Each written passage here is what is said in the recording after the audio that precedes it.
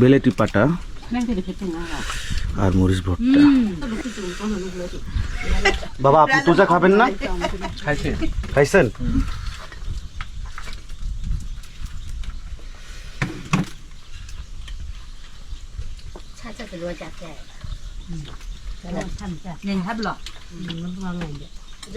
한국가 베일 차네 이런 데는.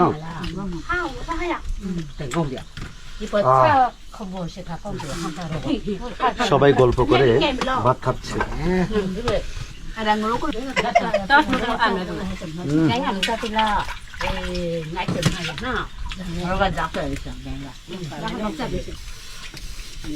কাজের পরিশ্রমে পরে মজা করে দুপুরে মরিচ ভর্তা মাংস দিয়ে ভাত খাওয়া কত যে মজা রে ভাই। আজকে শাকসবজি আর সাদা কুমড়া দিয়ে বক্সে রান্না।